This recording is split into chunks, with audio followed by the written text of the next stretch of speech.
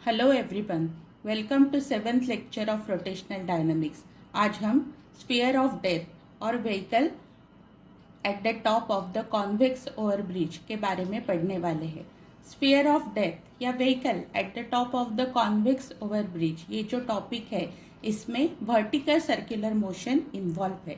Last lecture में हमने vertical circular motion के बारे में डिटेल में पढ़ा था। तो ये टेबल में अलग अलग जो वेरिएबल्स है वर्टिकल सर्कुलर मोशन में, ये सब समराइज किए हुए हैं। 4 पोजीशन हमने वहाँ पे कंसिडर की थी, टॉप मोस्ट, लोअर मोस्ट और 2 मिडवेज, और एक है point P which is at anywhere on the vertical circle और ऑन द सर्कुलर पाथ। तो ये टेबल आप अगर प्रिपेयर करके आपके स्टडी कॉर्नर में लगा लेते हैं तो it will be more beneficial in order to study vertical circular motion. अब हम पढ़ते हैं स्फीयर ऑफ डेथ के बारे में। स्फीयर ऑफ डेथ को मृत्यु गोल ये भी नाम से जाना जाता है। ये स्फीयर ऑफ डेथ एक स्फीयर होता है और ये पॉपुलर शो है सर्कस में। और स्फीयर ऑफ डेथ में शो के दरमियान जो 2 व्हीलर राइडर्स है, बाइक राइडर्स है, वो छोटे छोटे हॉरिजॉन्टल सर्कल्स में राइड लेते हैं और ऐसे करते करते eventually they perform revolutions along the vertical circles. तो वर्टिकल सर्कल में मूव होते वक्त हमको पता है कि वर्टिकल सर्कल में टॉप मोस्ट पोजिशन पे जो वेलोसिटी होती है, अगर वो मिनिमम वेलोसिटी अटेन नहीं हुई तो दैट पार्टिकल कैन फॉल। तो इसकी वजह से इसे स्फीयर ऑफ डेथ, मतलब थोड़ी सी भी असावधानी यहाँ पे डेथ का कारण हो सकती है, इट कैन बी फेटल, इसलिए इसे मृत्यु गोल और या स्फीयर ऑफ डेथ भी कहा जाता है। तो आइए हम इस what is physics involve in sphere of death, learn about that. यहाँ पे बताया गया है, ये स्फीयर है पूरा मेटल का, और आप देख सकते हैं कि यहाँ पे बाइक राइडर्स जो है ये पहले छोटे छोटे हॉरिजॉन्टल सर्कल्स लेते हुए वर्टिकल सर्कुलर मोशन या वर्टिकल सर्कल्स में घूमते हैं और ये स्टंट्स अलग अलग यहाँ पे परफॉर्म करते हैं। तो इसके लिए हमने यहाँ पे ये पार्टिकल कंसिडर किया है जो vertical which is moving along the vertical circle, और टॉप मोस्ट पोजिशन यहाँ पे पार्टिकल की हमने कंसिडर की है। तो let us find what is the velocity at the top most position A in the sphere of death. तो ये सर्कल में यहाँ पे टॉप मोस्ट पोजिशन में हमने पार्टिकल ए कंसिडर किया है, और पोजिशन ए से क्या दिख रहा है, तो 2 forces are acting on the vehicle. एक है उसका वेट और दूसरा है नॉर्मल रिएक्शन। तो यहाँ पे ये जो वेट है वो टूवर्ड सेंटर है, और नॉर्मल रिएक्शन जो है जो स्फीयर एक्सर्ट करता है ऑन मोटर राइडर, दोनों भी क्या है, वर्टिकली डाउनवर्ड डायरेक्शन में है, यानी टूवर्ड्स द सेंटर है। तो ये केस में ये दोनों का रिजल्टेंट, मतलब नॉर्मल रिएक्शन और वेट, ये दोनों का जो रिजल्टेंट होगा that will provide the centripetal force for the vertical circular motion. तो ए पॉइंट पे अगर हम अज्यूम करते हैं कि speed at the top most point be V A position पे वेलोसिटी अगर वी ए है, तो फिगर से हम इक्वेशन 1 लिख सकते हैं which is M G plus N. M G और एन ये दोनों मिला के क्या कर रहे हैं, they are providing centripetal force for the vertical circular motion. और यहाँ पे जो आर है, जो ग्लोब है, जो स्फीयर है, वो स्फीयर की R is the radius.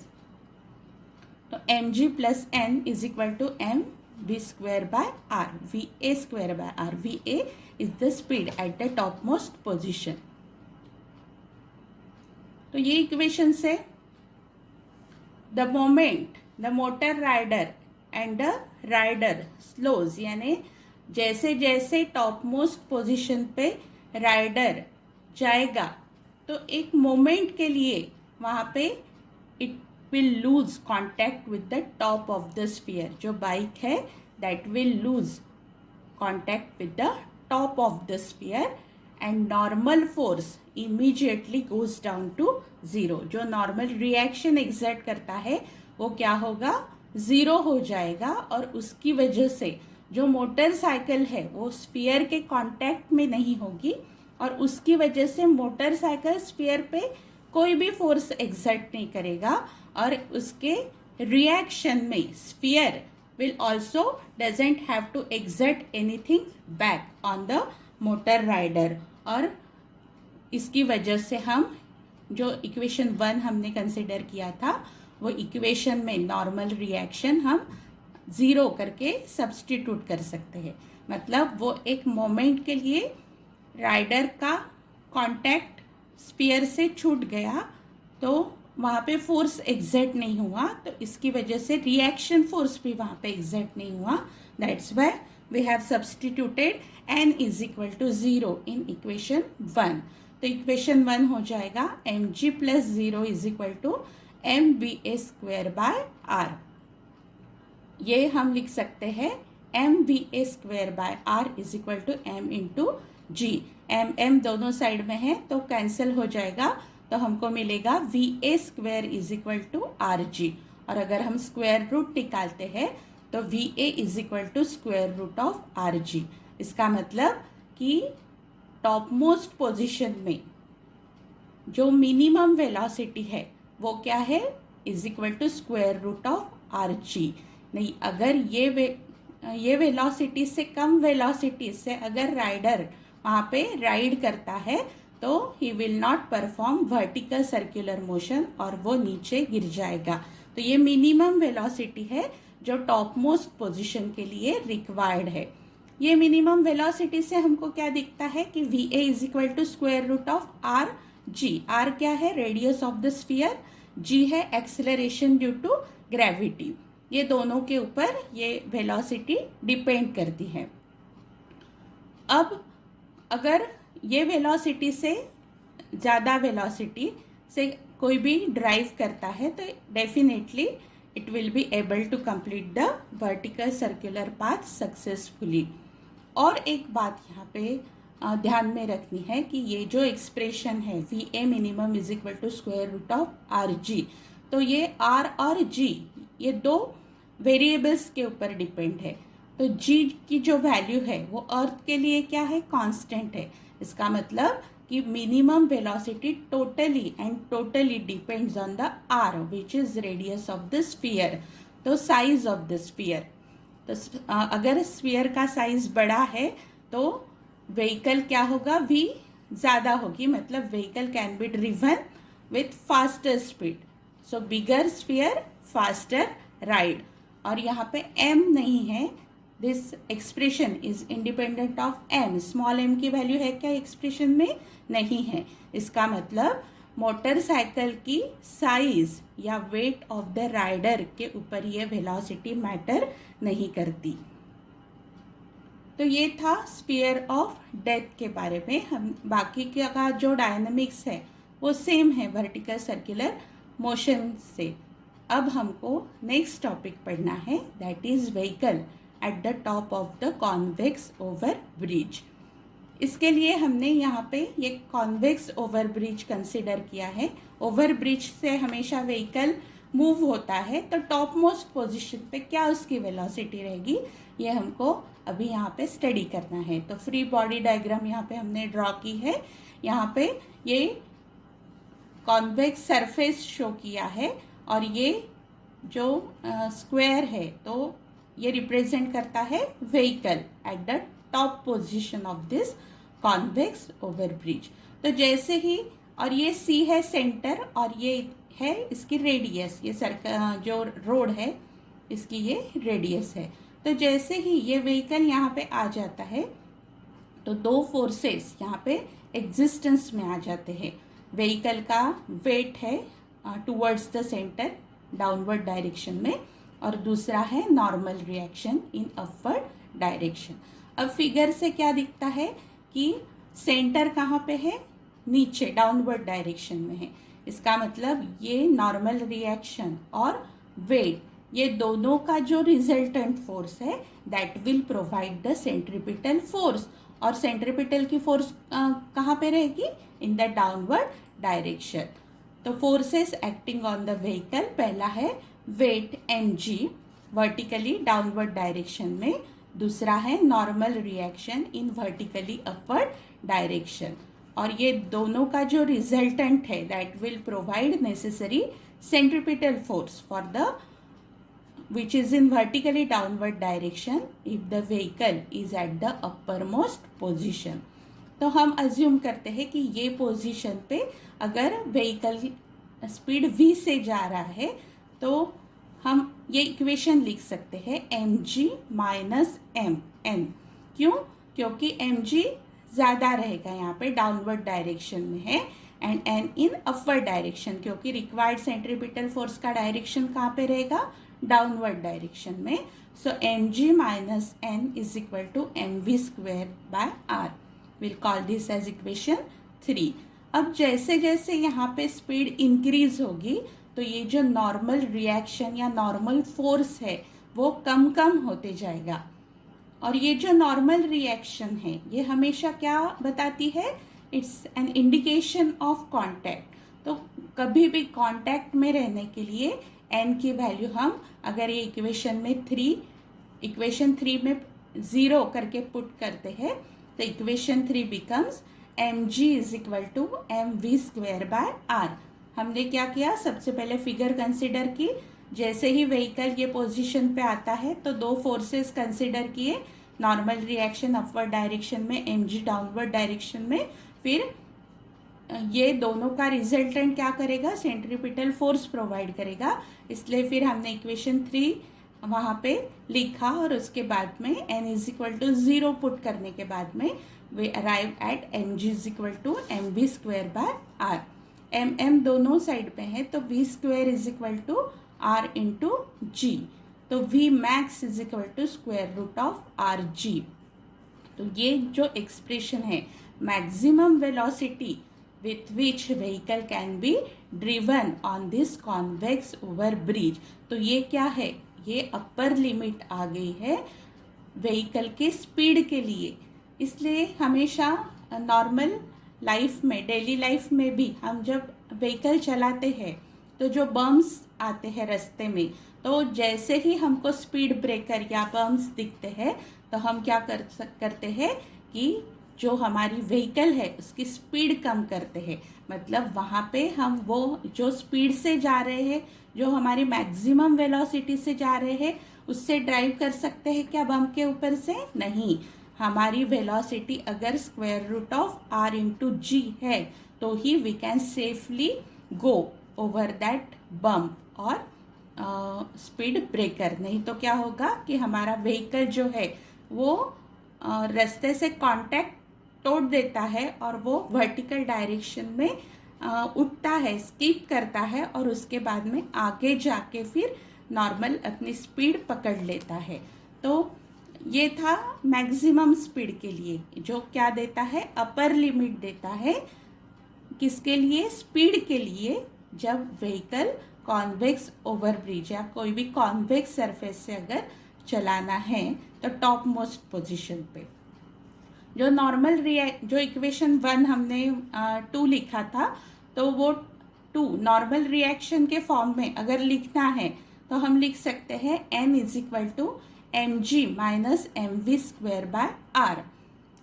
Call this as equation 4। Previous equation ही वो क्या था? mv स्क्वेयर बाय r उस साइड था, mg minus n is equal to mv square by r था। तो ये अभी हम नॉर्मल रिएक्शन के फॉर्म में लिख रहे हैं। तो normal reaction is equal to mg minus mv square by r। अब ये इक्वेशन से हमको क्लियरली यहाँ पे पता चलता है कि n क्या है? n ये less than m into g, यानी जो व्हीकल है ये व्हीकल के मास से नॉर्मल रिएक्शन क्या है यहाँ पे? कम है। तो इससे ही हम लिख सकते हैं कि apparent wait of the moving vehicle, यानी जो वहाँ पे फील होता है, जो एक्सपीरियंस होता है, वो क्या है? It is less than the weight of the stationary vehicle. अगर व्हीकल स्टेशनरी यानी सिर्फ खड़ा है एक जगह पे तो उसका वेट हमेशा क्या होगा?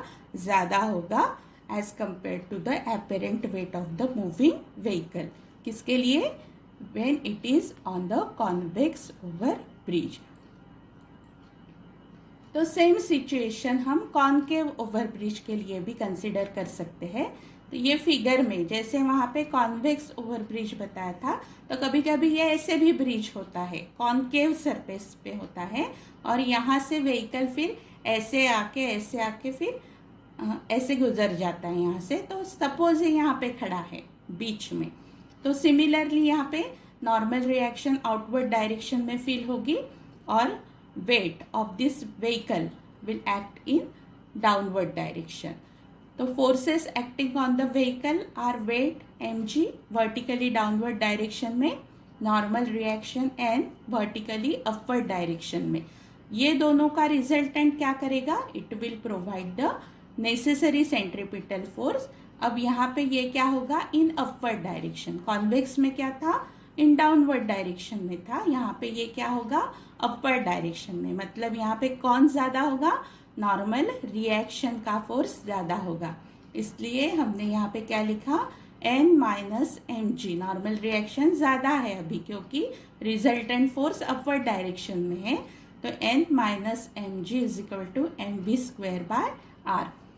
जैसे कॉन्वेक्स के लिए लिखा था, वैसे ही ये एक्सप्रेशन हम n की फॉर्म में अगर लिखते हैं तो we get M V square by R plus M G. Call this as equation 5।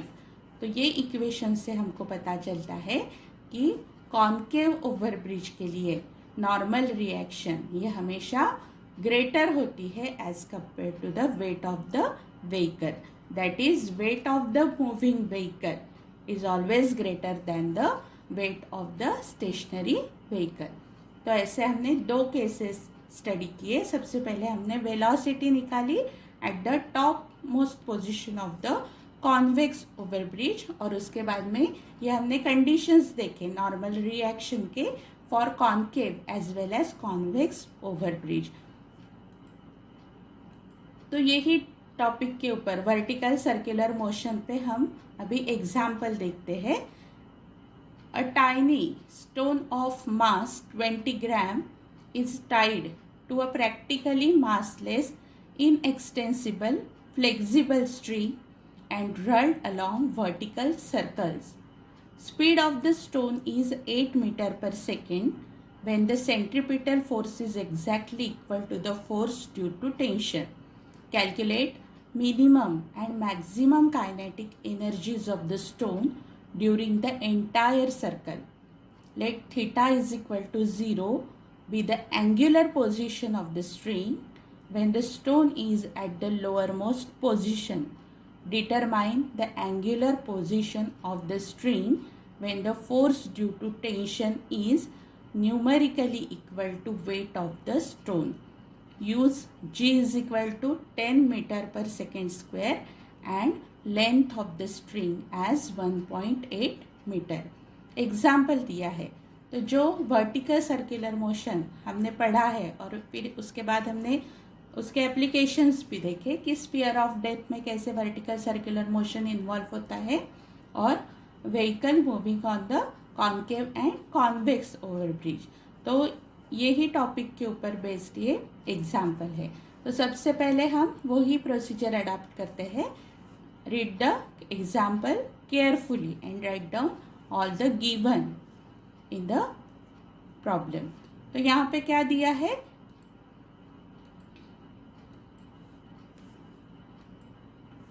यहाँ पे दिया है mass as 20 gram is given.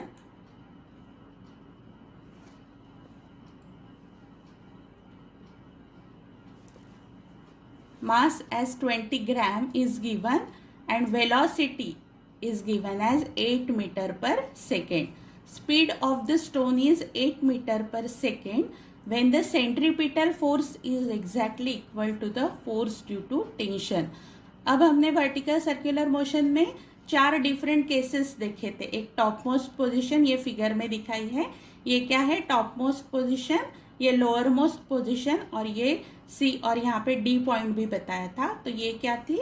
ये दोनों थी मिड वे पोजिशन. तो वहाँ पे हमने देखा था कि ये जो मिडवे पोजीशन मतलब पॉइंट सी जो है यही पोजीशन में क्या होता है, तो ये पोजीशन में centripetal force is exactly equal to the force due to tension. यानी वो जो एक्सप्रेशन वहाँ पे हमने डिराइव किया था वो आपको यहाँ पे याद करना पड़ेगा कि मिडवे पोजीशन में ही क्या होता है, मिडवे पोजीशन में ही सेंट्रीपिटल फोर्स ये फोर्स ड्यू टू टेंशन के बराबर होता है। तो when the string is horizontal the force due to tension is centripetal force, यानी ये हॉरिजॉन्टल होती है तो ही मिडवे पोजीशन में वो टेंशन प्रोवाइड करता है। दस vertical displacement of the Bob, मतलब ये वाली डिस्प्लेसमेंट यहाँ से यहाँ पे या यहाँ से यहाँ पे, ये जो वर्टिकल डिस्प्लेसमेंट है यहाँ से यहाँ पे, यहाँ से यहाँ पे, ये कितनी है R, which is the radius of this circular path. तो टॉप मोस्ट पोजिशन में हमने देखा था तभी भी डिराइव करते वक्त कि काइनेटिक एनर्जी हमेशा क्या होती है, मिनिमम होती है, और लोअर मोस्ट पोजिशन में काइनेटिक एनर्जी मैक्सिमम होती है। टॉप मोस्ट पोजिशन में पोटेंशियल एनर्जी मैक्सिमम होती है, यहाँ पे पोटेंशियल एनर्जी मिनिमम होती है, और सभी पोजीशन पे एनर्जी हमेशा क्या होती है, कांस्टेंट एनर्जी कंजर्वेशन होता है। तो हमने यहाँ पे अज्यूम किया है कि काइनेटिक एनर्जी मिनिमम ये टॉप मोस्ट पोजीशन पे है, मैक्सिमम ये लोअर मोस्ट पोजीशन पे है। तो इसके लिए के मिनिमम एंड के मैक्सिमम ये हमने अज्यूम की है।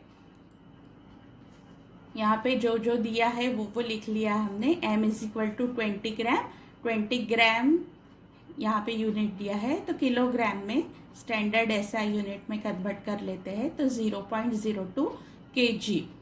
फिर यहाँ पे velocity at C is given as 8 metre per second. C point जो है वहाँ पे वेलोसिटी 8 मीटर पर सेकेंड दी है, जी की वैल्यू 10 दी है, और length of the string is given as 1.8 metre, मतलब ये आर की वैल्यू यहाँ पे क्या दी है, 1.8 मीटर। तो काइनेटिक एनर्जी मिनिमम का फॉर्मूला क्या होगा, यहाँ पे एनर्जी कंजर्वेशन से अगर हम देखते हैं तो यहाँ पे पोटेंशियल एनर्जी 0, काइनेटिक एनर्जी, और यहाँ पे पोटेंशियल एनर्जी इसकी होगी mgr और काइनेटिक एनर्जी होगी हाफ mv²। तो काइनेटिक एनर्जी मिनिमम के लिए फॉर्मूला क्या होगा, हाफ mvc² माइनस mgr। तो ये सभी वैल्यूज़ यहाँ पे पुट करने के बाद में m की वैल्यू 0.02, vc की 8 दी है, और ये सभी वैल्यूज़ पुट करने के बाद में r क्या है, लेंथ ऑफ द स्ट्रिंग है, विच is the radius of this circular path. तो ये वैल्यू आ गई है, ये सभी वैल्यूज सब्सटीट्यूट करने के बाद में 0.28 joule. Similarly maximum kinetic energy ये पॉइंट में मैक्सिमम काइनेटिक एनर्जी कितनी होगी, हाफ mvc² प्लस mgr। अब ये काइनेटिक मिनिमम काइनेटिक मैक्सिमम ये कैसे निकाले हमने, लॉ ऑफ कंजर्वेशन से निकाले हैं।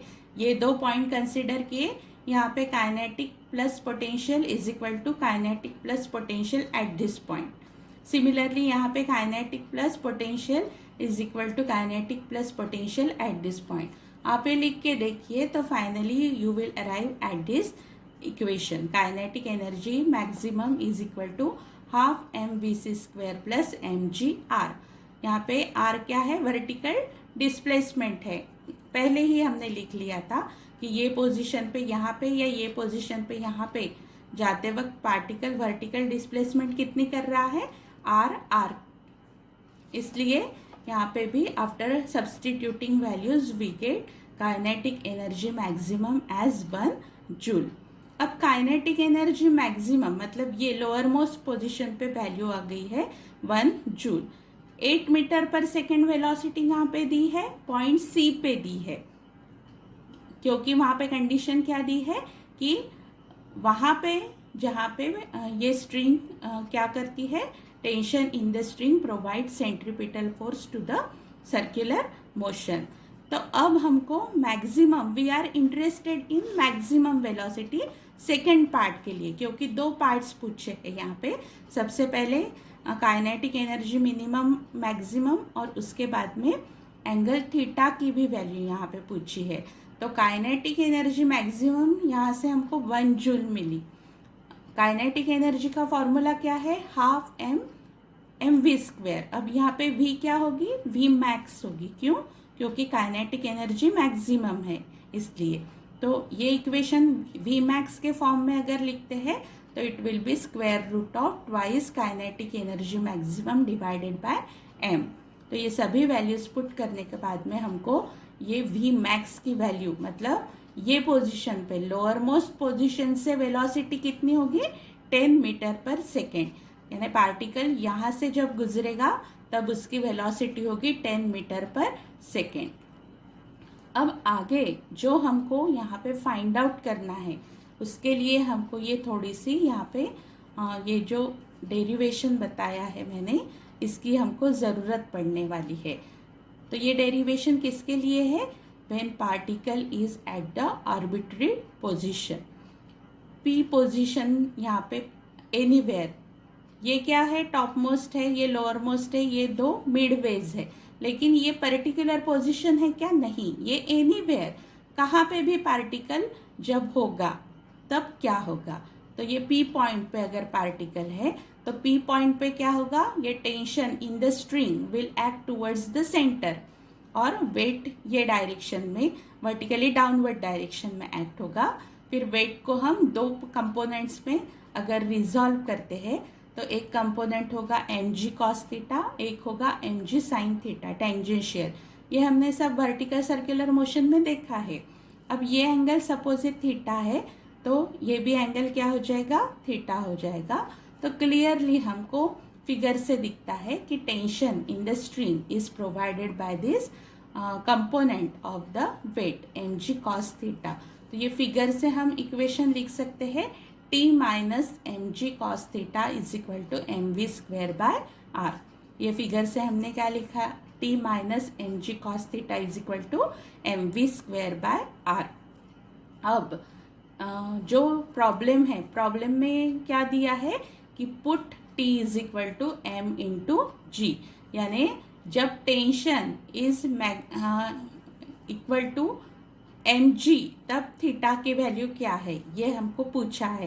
तो ये इक्वेशन में हमने t is equal to mg यहाँ पे सब्सटीट्यूट कर लिया, तो it becomes mg minus mg cos theta is equal to mv square by r।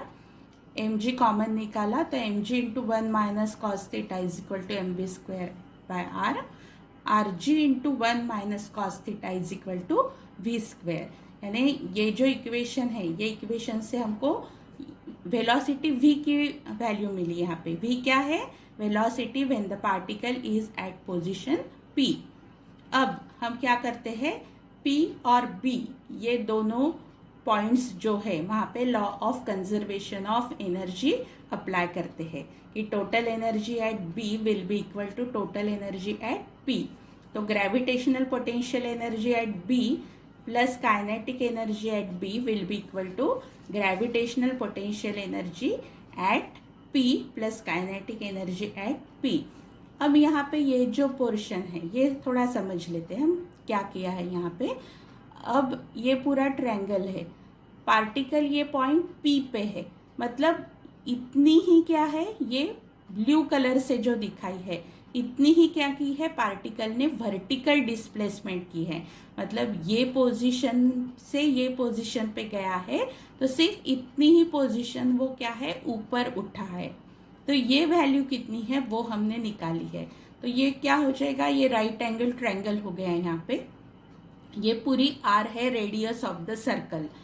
तो इसका अगर हम cos थीटा लेते हैं तो ये जो रेड साइड है, मतलब इतना जो डिस्टेंस है वो क्या हो जाएगा, r cos थीटा। ठीक है, अब ये r cos थीटा है और ये पूरा r है, तो ये कितना हो जाएगा, r minus r cos theta. फिर से एक बार बताती हूँ, हमको अभी आगे इसकी ज़रूरत पड़ने वाली है। ये हमने कोई भी एनी पार्टिकल P लिया है, ये B पोजीशन से P पोजीशन पे गया है। इसका मतलब यहाँ पे जब वो गया तो ये पोजीशन से सिर्फ इतना ही डिस्टेंस वो क्या है, ऊपर उठा है। तो ये डिस्टेंस हमको यहाँ पे चाहिए। तो ये डिस्टेंस निकालने के लिए ये ट्रायंगल राइट एंगल ट्रायंगल है, ये थीटा है, तो ये साइड इसके एडजेसेंट साइड्स हो जाएगी आर कॉस थीटा। अब ये पूरी R radius of the circle है और इतनी आर कॉस थीटा है, तो ये ब्लू वाली क्या हो जाएगी, R minus are cos theta. तो ये क्या है, this much is the vertical distance through which the particle has gone from B to point P. तो यहाँ पे ये जो है gravitational potential energy at B, ये क्या हो जाएगी, half M we B square plus kinetic energy, यहाँ पे ये काइनेटिक एनर्जी लिखी है, ग्रेविटेशनल पोटेंशियल एनर्जी यहाँ पे 0 हो जाएगी, और ये है इसकी एम जी एच। हमेशा पोटेंशियल एनर्जी का फॉर्मूला क्या होता है, एम जी एच। अब ये पार्टिकल के लिए एच कितना है, r minus are cos theta, इसलिए हमने ये वैल्यू यहाँ पे m g r minus are cos theta लिखा है। और काइनेटिक एनर्जी ये पोजीशन पे हाफ एम वी स्क्वायर, ये पोजीशन पे half M we B square, क्योंकि velocity at B is v B and velocity at P is any velocity v. अब यहाँ से हमको वी स्क्वायर का क्या रिलेशन मिला है, V square is equal to R G into 1 minus cos theta. तो वो वैल्यू यहाँ पे पुट करने के बाद में हमको मिला half V B square is equal to G R, common ले लिया हमने, 1 minus cos theta plus half R G 1 minus cos theta. अब 1 minus cos theta 1 minus cos theta ये दोनों में भी है, तो 1 माइनस कॉस थीटा भी हमने यहाँ पे कॉमन लिया, तो यहाँ पे बचा क्या, 1 प्लस हाफ, तो half V B square is equal to 3/2 R G into 1 minus cos theta. सिर्फ ये मैकेनिकल कैलकुलेशंस कर रहे हैं हमने, सिर्फ इम्पॉर्टेंट स्टेप कौन सी थी, law of conservation of energy जो अप्लाई करते हैं, अगर वो आपको आ गई तो you can easily solve the rest of the problems. तो यहाँ पे ये वर्टिकल सर्कुलर मोशन में हमको सभी यहाँ पे law of conservation of energy का ही प्रिंसिपल अप्लाई करना है। तो यहाँ पे क्या है, हमको निकालना क्या है, प्रॉब्लम में हमको थीटा की वैल्यू निकालनी है, तो इसलिए ये जो इक्वेशन है ये हमने थीटा के फॉर्म में कन्वर्ट कर लिया। तो 1 माइनस कॉस थीटा यहाँ पे लिख लिया, तो ये हो जाएगा R G V B square divided by 3। तो cos theta is equal to 1 minus V B square divided by 3 R G. अब वी बी भी हमने निकाला था 10 मैक्सिमम वेलोसिटी, और ये बाकी की वैल्यूज यहाँ पे दी है, तो कॉस थीटा की वैल्यू मिली माइनस 0.8518। अब ये जो थीटा है ये आपको लॉग टेबल से निकालना है, तो नेचुरल कोसाइंस में जाके आपको ये माइनस 0.8518 ये वैल्यू आपको वहाँ पे ढूंढनी है। तो जो करस्पॉन्डिंग डिग्री का कॉलम आएगा वो है 148 डिग्री एंड 25 मिनट्स, यानी अप्रॉक्सीमेटली नियरेस्ट वैल्यू माइनस 0.8518 की ये एंगल की है, इसलिए we have written theta is equal to 148 degree 25 minutes. तो ऐसे हमने ये जो कंसेप्ट था पूरा वर्टिकल सर्कुलर मोशन का, ये प्रॉब्लम के लिए ब्रेक करके हमने ये कंसेप्ट लगाते लगाते finally we arrive at the final answer which comes as theta is equal to 148 degree 25 minutes. ऐसे ही आप पहले सिंपल प्रॉब्लम सॉल्व करके देखिए, बाद में you can solve difficult ones also. और जब भी आपको प्रॉब्लम नहीं आता तो you go to direct concept, get it clear and again go to the problem. तो ऐसे सॉल्व करते वक्त डेफिनेटली आपको आगे के प्रॉब्लम्स बहुत ही जल्दी समझ में आ जाएंगे। Thank you very much.